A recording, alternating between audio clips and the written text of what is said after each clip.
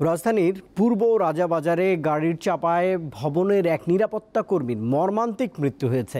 এই ঘটনায় বেশ চাঞ্চল্যের সৃষ্টিও হয়েছে।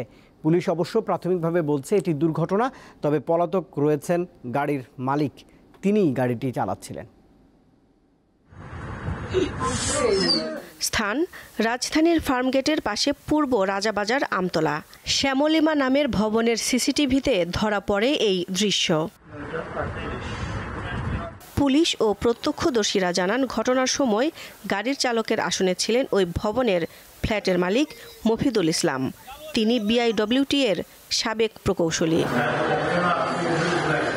পুলিশ বলছে, গাড়ির ব্রেক প্যাড কাজ করছে কিনা তা পরীক্ষা করার সময় গাড়িটি নিয়ন্ত্রণ হারিয়ে মূল ফটকে আঘাত করে।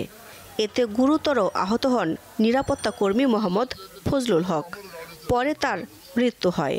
গাড়ি ব্রেক প্যাড ক্ষয় হয়ে গেছে, এখন ব্রেক প্যাড চেঞ্জ করবে। তা স্যার আয়সা বলতেছে গাড়িটা বাইর করো, ব্রেকটা কতটুকু কি আছে আমি একটু দেখি। গাড়িটা বাইর করে স্যারের দিলাম, স্যারে বসলো, হালকা একটু এক্সিলেটার মারলো, মায়েরা একটু সামনে গেছে, স্যার মনে হয় ব্রেক করতে যায় এক্সিলেটার চাপ দিছে, চাপ দিলে গাড়ি দৌড় দিছে। উনি গাড়ি নিয়ে বেরোচ্ছে, বেরোনোর সময় ওই সিকিউরিটি আর গেট সহকারে ভেঙে নিয়ে অপোজিট সাইডে বাড়ির সাথে লাগাইছে, আমি এসে দেখলাম। ঘটনার পর থেকে পলাতক গাড়ির মালিক মফিদুল ইসলাম। এ ঘটনায় ক্ষোভ প্রকাশ করেন স্থানীয়রা। সুষ্ঠু বিচারটা করে দিবেন।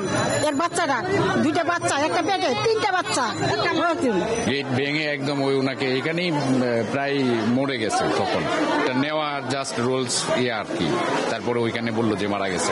ঘটনাস্থল পরিদর্শন করে মরদেহ ময়নাতদন্তের জন্য হাসপাতালে পাঠায় শেরেবাংলা নগর থানা পুলিশ। পরে ফজলুল হকের মরদেহ তার গ্রামের বাড়ি নেত্রকোনায় নিয়ে যান স্বজনরা।